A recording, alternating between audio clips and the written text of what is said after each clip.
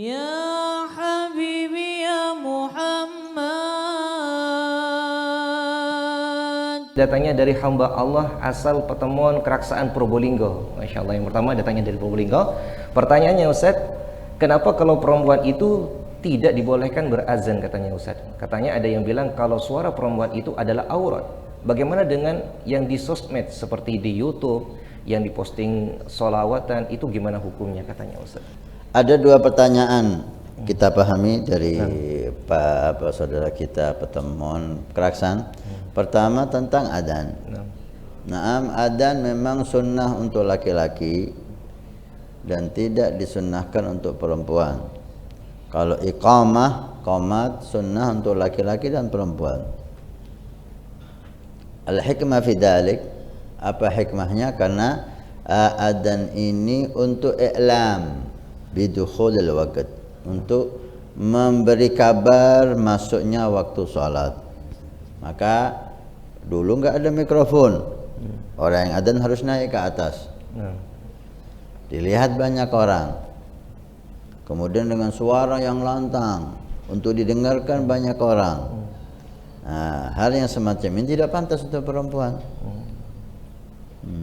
Perempuan dalam syariat ini cenderung untuk malu, suara pelan, sampai Al-Quran menyuruh untuk tidak mengeraskan suara dan seterusnya.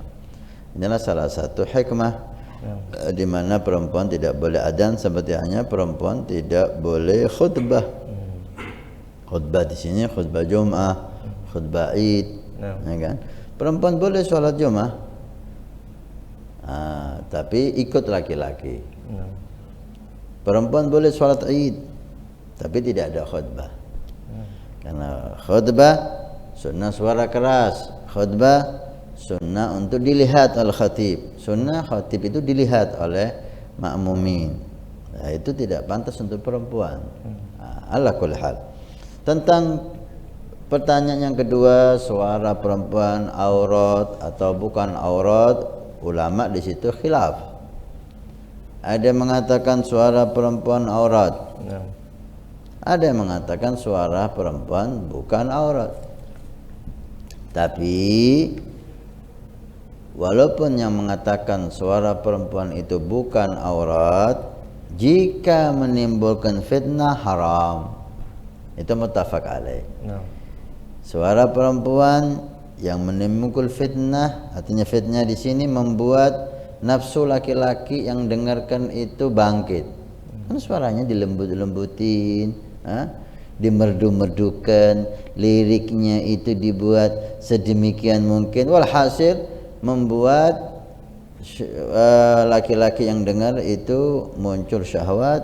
Maka ini haram dengan ittifaq semua ulama. Jika tidak menimbulkan fitnah, maka masuk dalam khilaf. Ada yang mengatakan aurat sehingga haram, ada yang mengatakan bukan aurat sehingga tidak haram. Tentang postingan sholawatan di YouTube dan lain-lain, masuk di dalam bab ini. Ini zaman terbuka, ya. Kita tidak bisa melarang, walaupun itu perempuan, untuk tampil di sosmed, untuk ceramah. Kita dengar ustazah ceramah di sosmed. Alhamdulillah, yang nisbah kepada madrasah Hadramiyah, yang kita dengar hanya suaranya, tidak ada figur orangnya.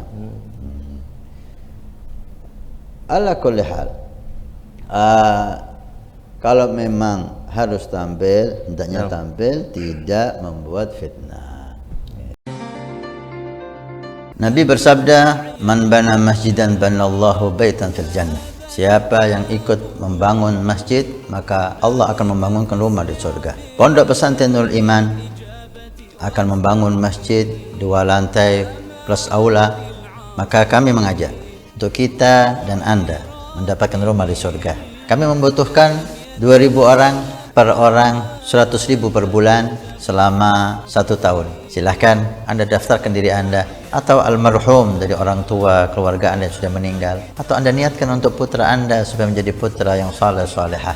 Insyaallah dengan masjid di Pondok Pesantren Nurul Iman yang insyaallah makmur dengan sholat, qiyamul lail, zikir, majlis taklim, belajar agama Allah. Setiap kalimat, setiap bismillah, setiap ilmu Anda dapat pahala. Setiap rakaat Anda dapat pahala.